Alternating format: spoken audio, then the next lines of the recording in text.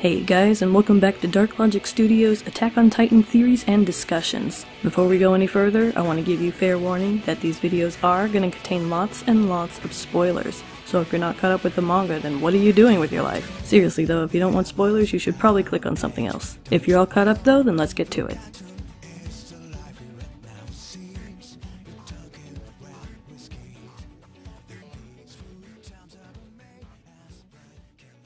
Hey, what's up guys? So let's talk about Attack on Titan chapter 96. So, in this chapter, it looks like we're continuing Reiner's backstory. In the last chapter, we left off with the full flashback of what happened to Marcel when Ymir ate him, how she became a Titan, and now, in this chapter, we're basically gonna see what happened between this time and the time that they attacked the walls in this chapter. So, we start off, Reiner's running away. He's screaming, he's like freaking out. All he knows is that Marcel just got eaten. And then Annie starts kicking the shit out of him. She tells him, "This is the first time I've lost in a long distance run to you." I don't think that's meant to be a compliment. And he starts talking about how they just lost the Jaw Titan and that they should have captured it, but because Reiner and Bertolt ran away, she got swept up in the flow of things. And Reiner, he seems surprised that they even saw a Titan out there. And Bertolt reminds him that not all Titans behave in the same way. So then Annie's like, well, whatever, let's just go get the Jaw Titan back and go home. Since we don't have Marcel anymore, there's no point. We can't complete our mission, because Marcel was like the leader. And Reiner thinks about his mom and what she said right before he left. And like, he doesn't want to disappoint her, I guess. And he tells them that they have to continue their mission. And Annie's like, well, for sure you can't go home like this. It's like, once they find out what happened, they're gonna take the Armored Titan away from you. And Reiner's like, how do you know I'm the only one that's gonna happen to? And he tells them that it's a bad idea to try to get the Jaw Titan, because they might try to use their power to escape. And he basically tells them that no matter what they do, unless they carry on with their mission they were sent there to do, they pretty much failed. And they run the risk of basically dying when they get home. He tells them that they can't go back like this. And Annie tells them, if you'd shown even 100th of this ruthlessness back then, we wouldn't have lost the Jaw Titan and Marcel, and now you're threatening us to cover your own back? And he's like, I don't know. And he starts kicking the shit out of him again. He tells him that he's got to take responsibility. And then Annie's got some really great lines here. Honorary Marleyan, chosen warrior, Marley, Eldia, fuck them all.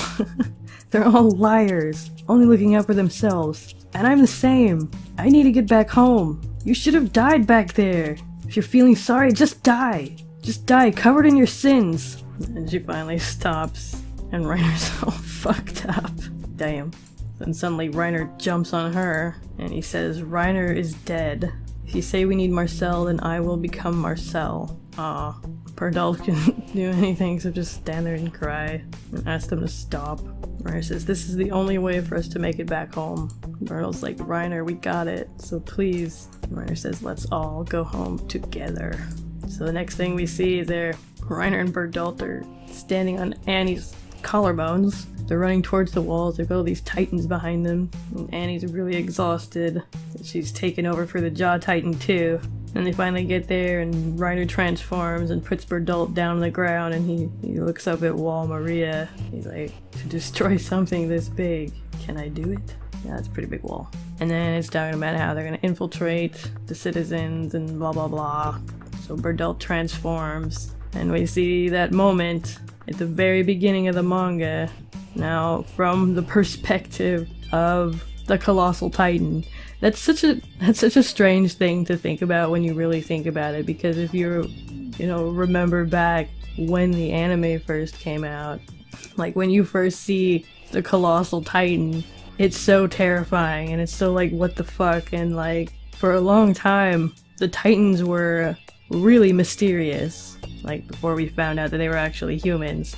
And so the Colossal Titan was terrifying, and it's so strange to remember how insane that whole like beginning was, and like how freaking creepy and scary it was, and now to see it from the perspective of the Colossal Titan is so interesting and such a strange, it's kind of a strange feeling, honestly, because it's like, we know who the Colossal Titan is now, and now we've actually seen the moments leading up to the attack on Wall Maria and what started this whole thing from the other side, from their perspective, and that's such an interesting thing that Isayama is doing. And it's pretty cool that we've kind of come full circle in a sense. We started out on one side, and now we are seeing the perspective of the other side. We went all the way back to the events that happened in the first episode. So we see Bertolt, he's looking over the wall. He looks down into the town,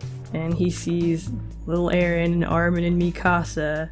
He's looking at them, and he busts the wall open and just collapses in front of it after that. You see Reiner get grabbed by some titans. He fights him off. You see the smiling titan. Thinks he's gonna go eat Bertolt, but nope, she just kind of smiles at him and walks past him like, "Hi, I'm gonna go get some lunch, you wanna join me?" So then Reiner grabs Bertolt, grabs Annie, and brings him up to the top of the wall. We have some inner monologuing, and he's saying, "I wanted to become a warrior.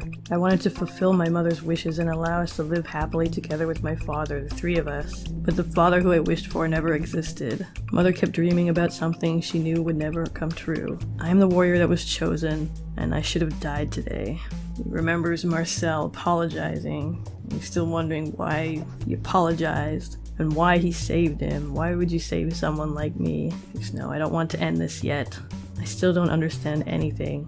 And we get to later on, and Annie wakes up in one of the refugee shelters, and Reiner and Bertolt are there with her. She asks where they are. They tell her they're inside Wall Rose.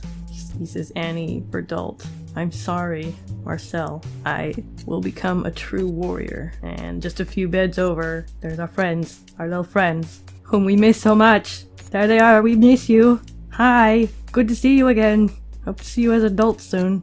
So the next scene, we cut to a little while later, and we get to see where Bertolt got his little story that he told Eren and Armin about his village.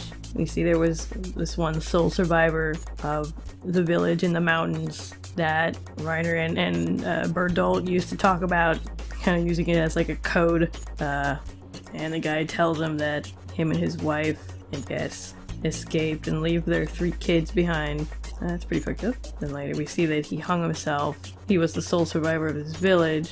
So Reiner and Bertolt decided to adopt his story because there's nobody left to say that it's not theirs. The village doesn't even appear on the map, so it's not like anyone can dispute it either. So, and then we get to a conversation, which I'm not exactly sure what this means, but Annie, Reiner, and Bertolt are having a conversation, and they figured out that King Fritz is a stand-in. He's not the real king, and the whole family is actually fake. And then he says something interesting. He says they probably aren't subjects of Ymir.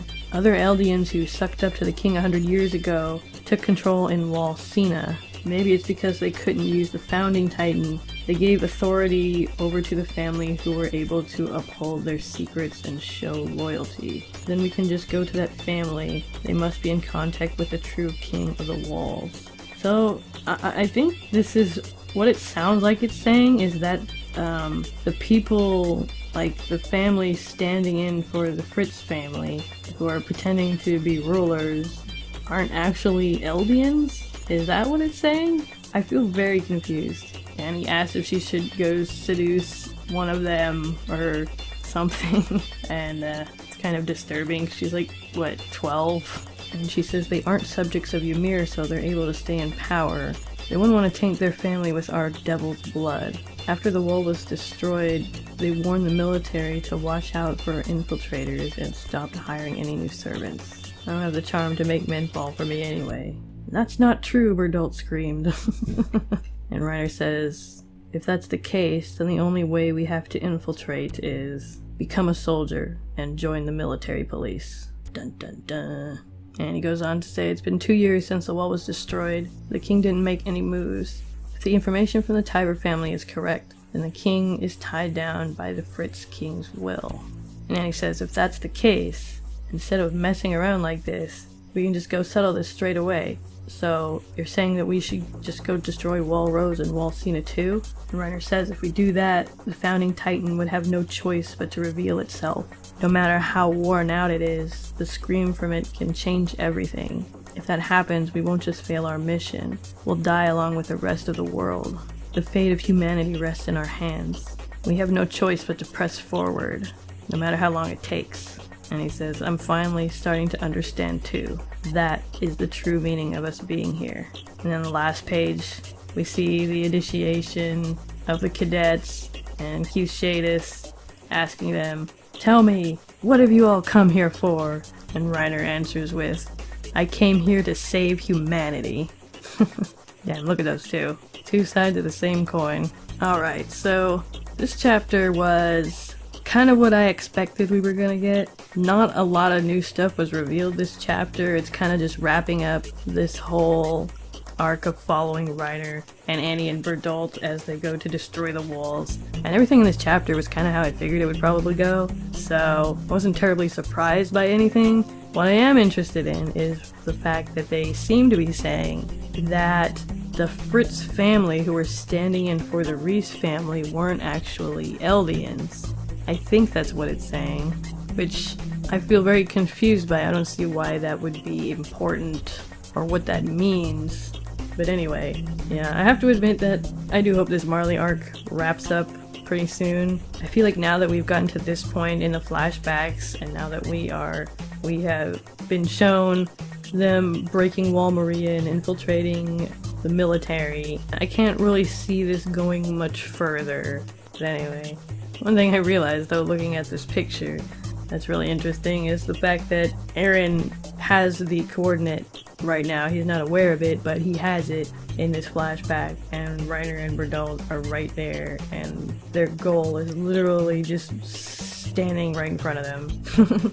And they have no idea. That's pretty interesting. I love that. But anyway, let me know what you guys thought of this chapter. Let me know how you are feeling about this Marley arc now. I know that a lot of people, I think most people, are really wanting to get back to Eren and the others, and so hopefully we'll be getting back to them soon. Tell me what you make of this whole Fritz family not being subjects of Ymir thing. What sense does that make? I'm not really sure what to think of this yet. Give me your guys' opinions. Alright guys, thanks so much for watching. If you enjoyed this video, make sure to like, share, comment, and subscribe if you haven't already, and I'll see you next time. Peace.